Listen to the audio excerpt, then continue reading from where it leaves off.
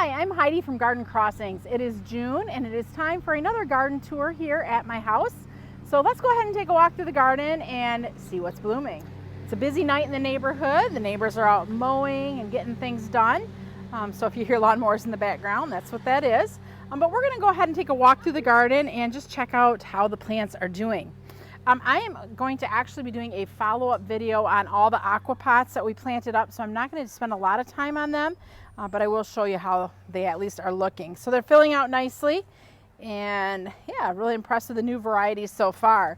I'll go through and name all the new varieties in that follow-up video. We did Supertunia Vista Jazzberry in front of the house, and that's filling out really nicely.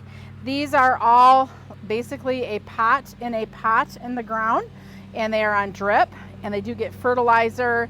I think we get fertilizer here every once a week on these plants, and they're looking really healthy and gorgeous right now. Here is the aqua pot that's got the new Supertunias and the new Super Vina in it, and that's filling out and looking pretty good. I am loving that color combination. Hoopla, I think it's Vivid Violet, and Pink Cashmere Super Vina. Behind the rock fountain, we have some of the cypress Prince Tut grass, and we just kind of use those to have some upright, exciting thrillers here in the garden. The hanging baskets Rod chose to use. I don't know, they look a little, but they'll be fine. We have the Supertunia Vista Jazzberry, the Supertunia Mini Vista Midnight, which is a new one for 2023, along with the white, which is the Supertunia Mini Vista White. My little special pot that I do every year is doing pretty nice. Look at that. That nice autumnal fuchsia is that beautiful foliage color you're seeing. We've got the big leaf vine, kind of, just kind of wispy feeling. Pegasus begonia there in the back. A little bit of Diamond Mountain for a wispy feel. And then we did some of the blush begonias as well to add kind of that nice splash of color. So that's doing really well. I'm loving that autumnal. That foliage is really giving a cool look to that container.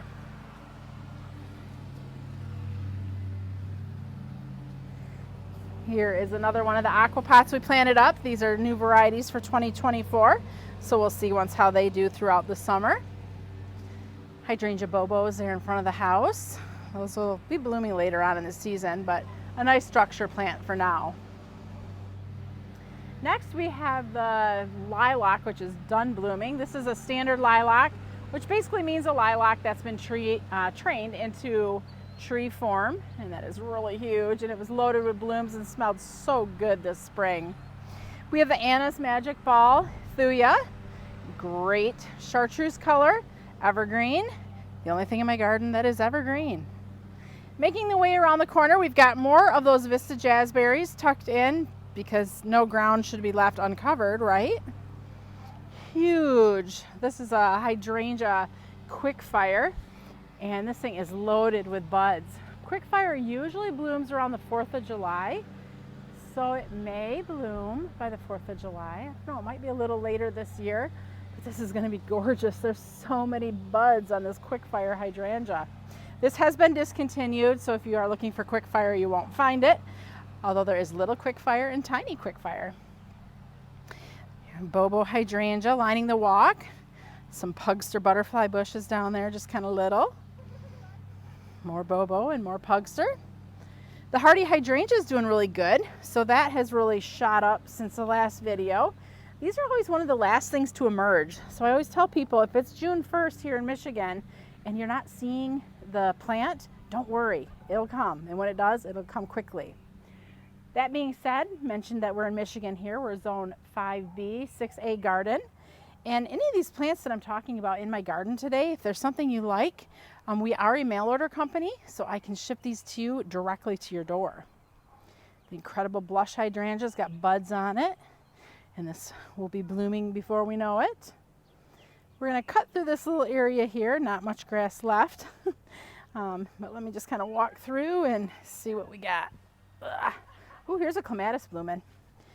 This is Venosa violacea, I believe is how you say it. I love the colors of that purple with that white star in the middle. So pretty. Here's some more. It's just a fun, dainty.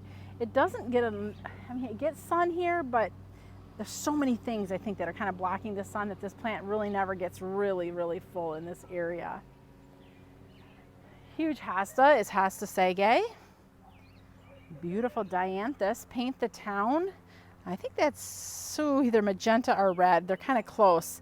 When they're next to each other, I can totally tell the difference, but when it's standing alone, you know, I think that is actually paint the town red. More paint the town lavender, doing really great. The allium balls are all done, blooming. I think they're kind of fun though, the little whimsy feel. Maybe I should paint them. Just kidding. I know some of you just cringed when I said that. There's a huge astilbe down in there with the buds starting to show. It's gonna be nice when it's blooming. Alstroemeria, Inca ice. A lot of plant here, a lot of buds. Flowers are just starting on that. So we carry a lot of the Alstroemeria Inca series plants, but there's not many of them that are perennial here in Michigan. So this one is a perennial, zone I think 5B or 6. Inca Jolie is another one that would be perennial in this area, but all the other ones are not. But as we continue through the video, I'm going to show you I had success overwintering zone 8 Alstroemeria in my garden. Here we have the snippet lime weigela. Nice kind of chartreuse foliage, beautiful pink flowers, doing nice. In the middle there is a little quick fire hydrangea that will be blooming probably the next go around. As we head here under the deck, the hostas are filling out amazing. This whole garden is just so packed full of things. And this is the intention, is we didn't want to have to worry about weeding this little area. So these plants, now that they're mature, not many weeds are needing to have to be wet out of the space. We do have to come through though and trim some columbines. So you can see the seed pods are kind of falling on the ground. There's some more there. So we'll get those trimmed up because I don't want them to seed everywhere. Cute little astilbe. How many of you use astilbe in your part shade gardens? I just think they're such a nice little plant to kind of tuck in that adds nice color. More of those huge hostas. Invincible wee white hydrangeas. Planted in front of it are the Sun Patience white. And then Rod just recently went through and poked in more of those paint the town dianthus. Those look like magenta. And he's been doing a ton of planting with those paint the town dianthus because they have been just fabulous out at the greenhouse in the landscape there. And it's such a huge mass of color. And when they're done blooming, they'll kind of continue to bloom throughout the summer, although not a big massive show of color. Even if it's kind of what we're seeing here, kind of just the little sprinkles of color, that's okay for me. This little crescent shape area, we've got some Nepeta. I think these are cat's pajamas. Another columbine that needs to get trimmed. It fell over. Then we've got the dianthus here, the full sun loving dianthus. And then we lined this bed with the white Sun Patience. You'll see there's a lot of white Sun Patience in this garden, and we are very intentional with planting lots of white because it just glows in the night. Atlas rose is looking gorgeous. A few more clematis back here blooming. Let's see if we can get close enough without stepping on something. I believe this is Clematis Rebecca. And to be honest, I'm not sure what that one is.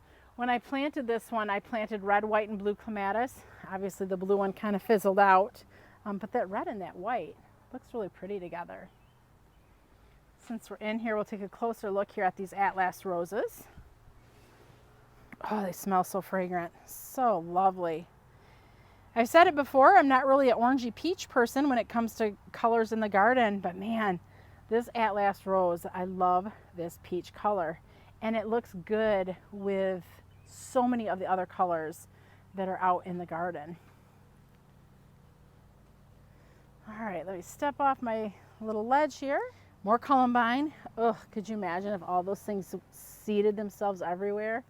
What a beautiful, terrifying mess that would be. So I'm going to come through and trim those.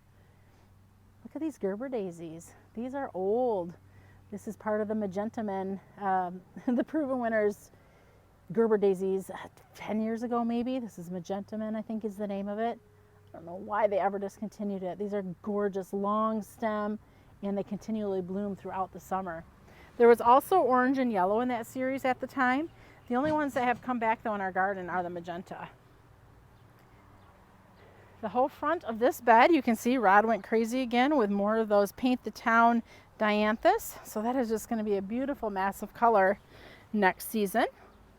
Looks like he tucked in a few of the Veronica as well. Salvia. I believe that is the Profusion Purple Salvia. Amsonia. This one's got to be careful with because this one likes to spread. Blue Star, I believe, is the variety of it. It's really pretty, but you definitely do need to keep it in check, otherwise it will spread. And you'll see that in another place in my garden where it has just spread and gone crazy. Up against the shed here, we've got mini Mauvette hydrangeas. They're not blooming quite yet, but in front of that, Rod just planted a whole row of lavender. So that will be pretty when the lavender starts really filling out and blooming. Some more Clematis are blooming here. Let's see if I can remember which ones they are. This I believe is Blue Angel. I'm pretty confident on that that's Blue Angel. The purple one here, oh boy, this is going to be a bigger guess. Rhapsody or the President is what I think these ones are. It's a problem when you plant plants many years ago, and now that it's here and now, I should have labeled them a little better. But to be honest, we don't do any labeling in our home garden because I don't want to look at labels. I want to look at the flowers. We're going to head on over to this next bed here and check out how the Bloomerang lilacs are doing, the My Monet Wagila, and more of the Atlas roses. So the Bloomerang dwarf purple lilacs bloomed. They're finished. You can see there's a lot of spent buds and blooms on there, but you can also see there's a little bit of fresh growth. So that is how the Bloomerangs work. They have their biggest mass amount of color in the spring, and then throughout the summer they have just random spitter spatter, I like to say, blooms on the plant. So if you can enjoy lilac throughout the summer, even if it's not a big mass of blooms, it's still, I think, a very, it's nice. It's nice to enjoy some blooms rather than no blooms throughout the summer. The My Monet Wagila are looking really good. Beautiful foliage with a nice kiss there of that blush color. These didn't bloom this year, so I think we might have trimmed them and shouldn't have, but I'm fine with that. That foliage is looking pretty nice. More of the My Monet and more of the Atlas roses. Look at all those flowers. This thing is loaded. And then we tucked in some of the red sun patience just to add some splash of color. We're going to head on over to the butterfly garden. Rod's out here fertilizing, I think. Maybe we'll see once what he's doing. What you doing? What you doing? Fertilizing. Oh, so care to share what kind of fertilizer you're using?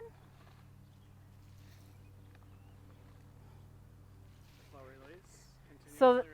So what he's using is, obviously it's a big bag, a grower, size bag that we can get because we're, in the greenhouse industry. But what he's sprinkling in the garden right now is a slow release fertilizer. Is there numbers on the bag, Rod, or? There might be a paper in the back of my truck. I'm going to go to try to get some numbers for you. That way you'll know what we use. All right, so it's 17,617 are the numbers associated with the fertilizer that he's using. So out in these gardens, slow release fertilizer is pretty much what we use. Occasionally on some of the petunias, he may bring home water soluble and do that for more of a quick hit of fertilizer. But for the most part, it's a slow release that he's just sprinkling throughout in all the garden beds.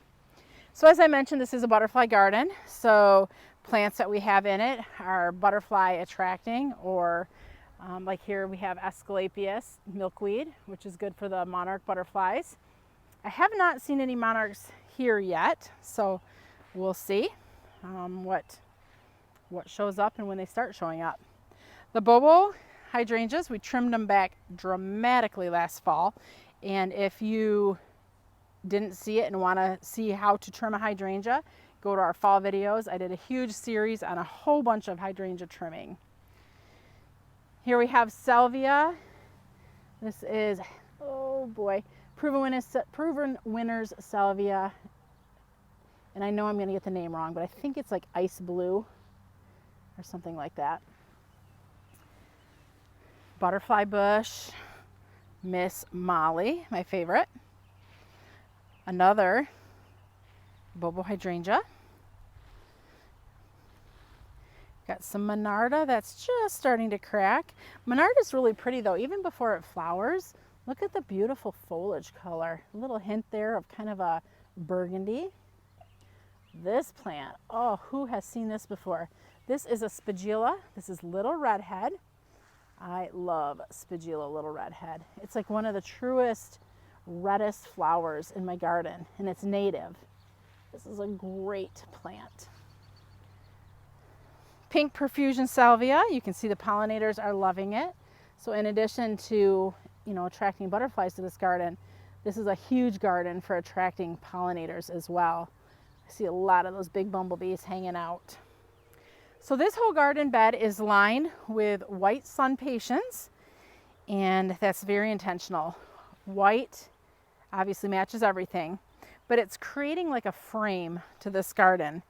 And at night, once the sun is down, the white just glows in the dark, and just it pops when you're looking out from our deck there at the house. So we were gonna think about switching up the color this year because I've done white for several years. I did like a light pink one year. I hated it, and I just said, you know what, if it's not broken, don't fix, if it's not broke, don't fix it. And I love the white, so we decided to continue to go with the white. The lupines have been amazing this year. I mean, look at this plant. It is huge. I think this is part of the West Country series, and I think this is Masterpiece. But look at those beautiful, really tall spikes. It's only about 3.5 foot tall, so not like a giant, huge lupin. And the plant is really sturdy as well. Clematis Viva Polonia is blooming. This is a proven winner clematis. It's just starting. Beautiful magenta with a beautiful white star center. Look at all those buds. Lots more blooms to come. Let's take a look inside. What a beautiful, beautiful plant. I also have diamond ball clematis on this trellis, and I always plant two clematis together because that way if one's not blooming, maybe the other one is, so that way I'll have color longer in that area. We've got the Sonic Bloom Pink Weigela just starting to bloom. Look at all that beautiful pink in there. This plant we trimmed kind of late in the season last year, and so I think that's going to affect my blooms. I'm seeing some blooms in there, but in typical years this plant is just a massive ball of pink, and I'm not seeing it this year, and I think it's just because of when I trimmed it. Violet Profusion Salvia looks really nice with those white sun patience. Another Spigilla. Looks so pretty. Oh, I think we need to take something home and fix this problem. So last year, if you remember my garden tour videos, for the longest time, we just had a flat sitting on top of here with plants in it that never got planted. So that's something I better put on hubby's to-do list. Another huge monarch plant. This is Asclepias Cinderella, which has the pink flowers on it. And Cinderella gets really tall. More lupin. Wow. How many of you love lupin? Tell me, you can't tell me you don't like lupin. They're so great. Up front, we have Nepeta Cat's Pajamas. Beautiful long blooming plant. Once it's done flowering, give it a light shear it'll be back at it in a couple weeks. Did I mention you can't have too many lupin? Also, I have a huge delphinium in here, and this is going to be gorgeous blue and purple when it blooms. The nice little flowers are getting set there and ready, so probably in the next video we'll have some beautiful delphinium flowers to show. All right, we are going to head on over to the Hosta garden. So for those of you who have shade and who love shade, this is going to be your part of the garden tour. I don't have a ton of shade in my garden, so we definitely have to utilize it the best we can.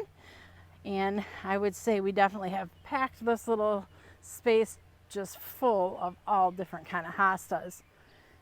So when we created this garden, I didn't love hostas. Reason being is I knew of one hosta, the one that my grandpa split over and over and over, shared with my mom, split over and over and over, and that was the only hosta I knew. But once I started to see that there was different hosta in this world, probably only like a million of them, I began to appreciate hostas. So when we created this garden, it was important that we used different colors, different sizes, different textures, just to get this patchwork like you're seeing. So many different variations. Now this garden's been here for several years, and one thing that we did notice this year is there seems to be a lot of holes. Well, you know what holes mean, right? Holes are opportunity. Opportunity to plant more hostas. So I don't know what happened to some of the hostas. I guess just maybe over time they died out or whatever. But I'm seeing a lot of opportunity to add in a lot of new hostas. So we'll have to go through our collection and grab some of the newer ones, because it's been several years that, you know, since we added much into here. And Proven Winners has come out with a ton of new hostas. So we'll be filling in some of these gaps, because my goal is to not see the ground, but only to see the foliage. Aurelia Sun King, that's a nice little plant to mix in with hostas. It adds a beautiful chartreuse color to the garden and also gives you different texture. So that's the Aurelia Sun King kind of spotlighted there in the center. The black you're seeing is Coleus Torchlight, and I had Rod just throw some of those in just to kind of break up the green a little bit, and I think it did a good job of that. Lining this back garden bed here, we have more Sun Patiens. I believe it's the Sun Patient Rose and Sun Patient White. So when I gave numbers this winter as to how many we needed, clearly I didn't get the right number. We could have done one row and probably made it the whole way with white, but Rod likes to do 2 rows. So we had to kind of do a patchwork kind of look. Guess what I'm going to be doing after the video? I'm going to be counting how many are here so I know next year how many we need, because although this is different, I don't love the patchwork look. So I'll have to get out and count and write it down so we know next year what we need. We're kind of transitioning into more sun here, so we've got some astilbes. They're not quite blooming quite yet. Some of the chartreuse you're seeing is Bleeding Heart, that is done flowering. Some Bernera, which has a little bit of wispy blue going on yet, but that too is almost at the end. This is kind of a point in the season where there's not a lot of color in this bed. So I was talking to Rod, and we were trying to come up with some things to add in here just to add some more color. Lupin definitely would be something we could do. Perhaps some more corabels. Some of them are doing okay, some of them are not. This area gets watered, and ever since we put the underground sprinkling in, the corabels didn't seem to do as well because it was, I think, too wet for them. So we'll see. We got to come up with some more colors for this back area. And the runcus there, the little white wispy flowers. Chantilly lace. The orange back there, that's the Fun and Games Hopscotch Heucherella. Another Atlas Rose. Can't have too many Atlas Roses, can ya? Clearly not in my garden. Oh, there's another little one. The variegated foliage, that is a Sun Patient as well. Tropical Rose. Nice foliage to go with that nice flower. Another lupin back there blooming. On the hill, the purple you're seeing is Nepeta. Astilbe just kind of starting. I think we need to add maybe some more Astilbe in, although that wouldn't really help with the lack of color right now, but I think they're beautiful. This area here is full of sunflowers, goodness gracious, daylilies. So once this area shines, it shines brightly with all different kinds of daylilies. So early in the video, I was talking about an Amsonia that didn't know how to behave very well, so you wanted to make sure you kept it in check. And here it is.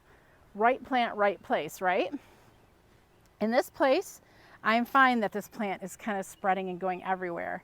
This would not be acceptable though, up in the flower bed closer to the house.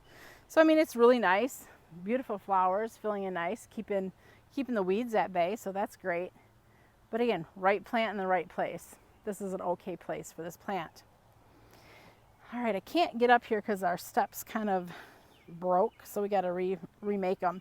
But I do want to show you one thing off in the distance, up above that golden plant. Let's zoom in. That is the Clematis Aphrodite. That plant is gorgeous right now. It is loaded with burgundy blooms, super fragrant. And to be honest, either I haven't paid attention or this has just been a great year for the Clematis because there is so many flowers on that plant and it's just beautiful. It's a big plant and we planted it back there right before the creek because we knew it was going to be a plant that, you know, we needed a lot of space for. And I think it just fits perfectly back there. It can get as big as it wants and it puts on a beautiful show.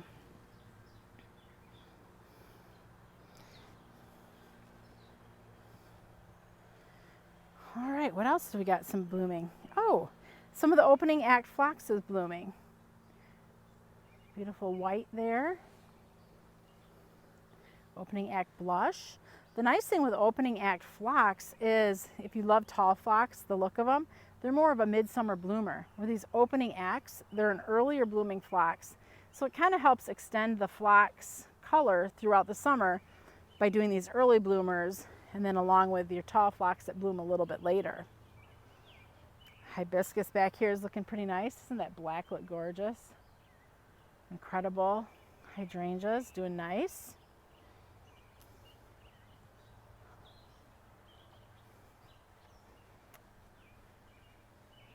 Invincible Spirit.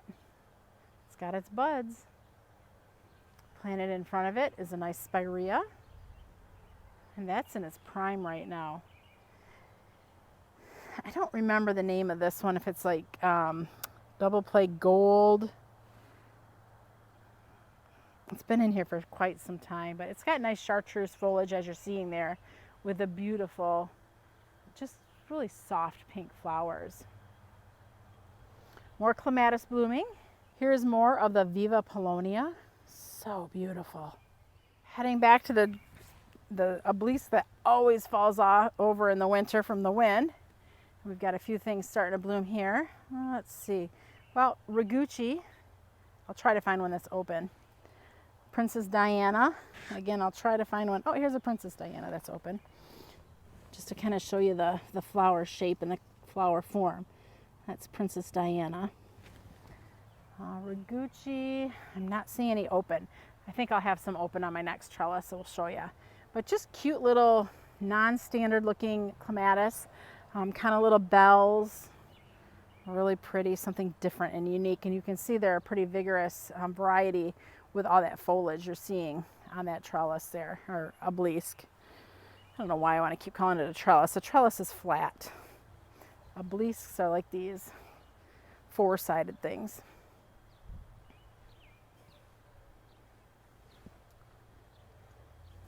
Hardy hibiscus, again, look at the beautiful color. There's so many great hardy hibiscus, but I really do love the ones that have that burgundy to them.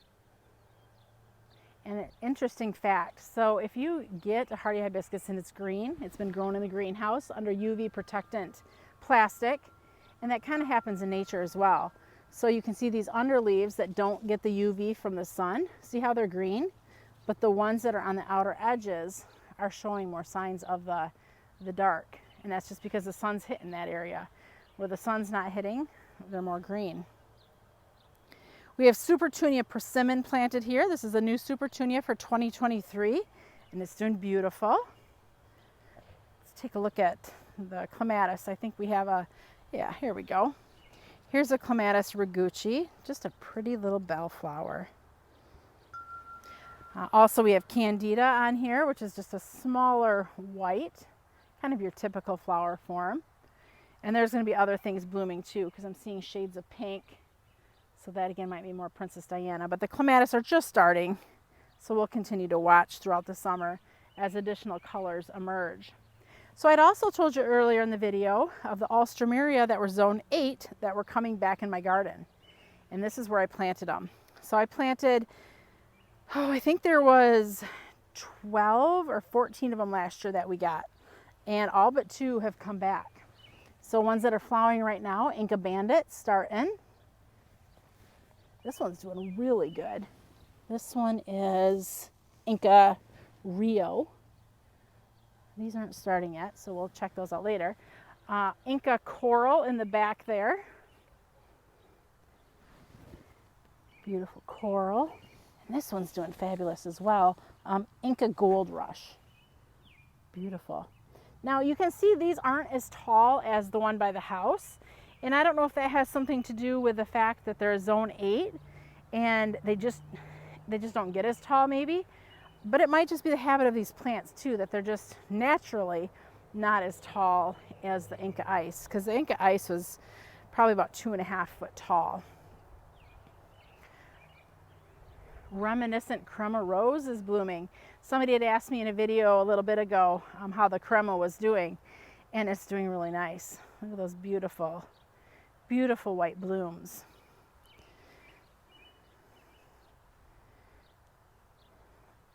More of the Paint the Town. This is Paint the Town Fancy. Rod just planted those. The Weigela Wine and Roses is coming to an end. That was gorgeous in the last video. Still a few remaining flowers, but this is nice because it's got great foliage even when the flowers are done. Let's see what else. He's tucked a lot of things in here. More of the Paint the Town Fancy. Rockin' Bright Idea Sedum. Look at that beautiful plant. Nice red stems, yellow flowers, nice ground cover. It's going to be a summer bloomer. We trimmed the limelight tree back. This was like over 8 foot tall, and we trimmed it back hard. So that left opportunity and more space to plant, and Rod utilized it. So he planted some more lavender. I'm not sure what his new fetish is with lavender. We really haven't had much lavender in the garden, so we'll see how it does. I mean, it's pretty, I like it, and it smells good, but he went mass when he was planting it. Cat's Pajamas. These are the new eucamas from Proven Winners, so I'll kind of keep you updated on those when they start to flower. But great dark foliage, and then they'll send up a pretty spike that will have, I think it's a purpley pink flower. This area was a little, he said, lackluster of color, so he planted a bunch of stuff in here as well.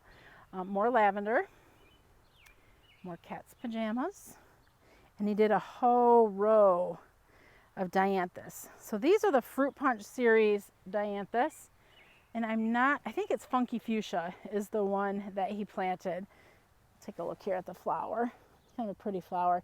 Different family than the Paint the Town dianthus, but they did gorgeous at the greenhouse, so we wanted to try to replicate that here. The Lupines doing great. Beautiful penstemon, Midnight Masquerade, nice dark foliage, purpley pink flowers. It's about 3 foot tall or so. We have some poppies in there, some white poppies and some peach poppies. We really didn't have a lot of poppies until we planted this garden, and I'm like, you know, poppies they're kind of a cool plant. So we added a bunch of poppies in the space as well. He planted some golden feathers, polemonium, which is this beautiful foliage here. These get purple flowers on them late spring, but great foliage even when they're not blooming. So I think by next year, this garden will have a lot more color than what it currently has. So you find your holes, you find where you need color, and you tuck it in. Thanks for walking through the garden with me this evening. If you have any questions or comments, please feel free to leave them below. If you're new to our station, we invite you to subscribe. That way you don't miss any of our videos. Hopefully this garden was inspirational and maybe even taught you a few new plants that you want to add to your list. And if there's plants that we talked about and you want to know more about, again, you can head to our website at gardencrossings.com. It's a wealth of information, and if you want, you can even place an order and we will send them directly to your door. Thanks for watching. I'm Heidi from Garden Crossings.